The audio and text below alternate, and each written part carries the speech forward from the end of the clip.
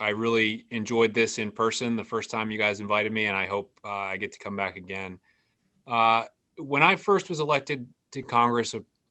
couple of years ago, I sort of came into office with the idea that um, looking down the road for my generation or the course of my life, and now my son's life, the generation to follow, climate change and the energy transition that it is going to require would probably be the defining long-term challenge of my generation. And I didn't feel like I knew enough about it to really make a difference. And so one of the things that Anna offered and that so many of the experts at Carnegie Mellon have offered to me was just an open door to talk about the issues, talk about policy, educate myself so that I can make better votes and try to perform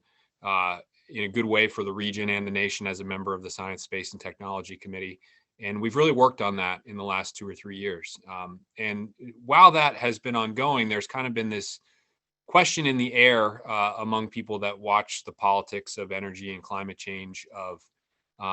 what is more important between political mobilization and technological research and development. And there are those, particularly on the left of my party, who believe that this is all a matter of politics, that if you can convince enough people to basically support solar and wind and oppose fossil fuels, to put it in simple terms, society will make the necessary changes to decarbonize and become cleaner and greener, in their words. And then on the opposite end of the spectrum, you have people who want to do nothing at all,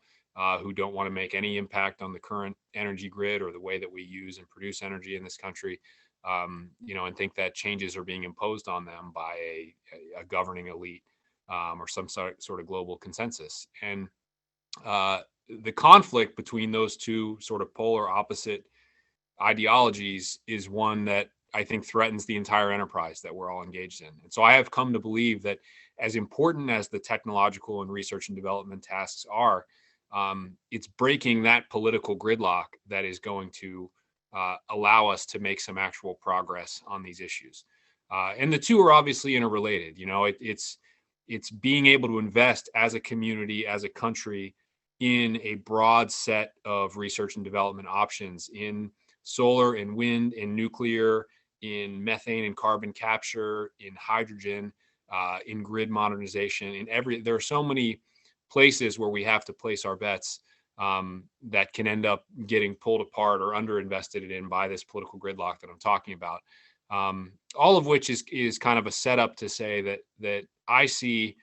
Carnegie Mellon and the Scott Institute in particular as really standing in the breach.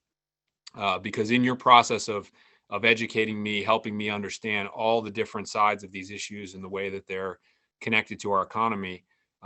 you have proven yourselves to be an honest broker. And I think that is something that can be said of fewer and fewer people engaging in public policy debates today. But just in the last 2 years, I've had in-depth discussions about the pluses and minuses of a carbon tax with one of your economists, and was able to talk a lot about the difference between good natural gas development practices and bad natural gas development practices, and the fact that sort of not all fossil fuel businesses and enterprises can be painted with the same brush. Carnegie Mellon is now,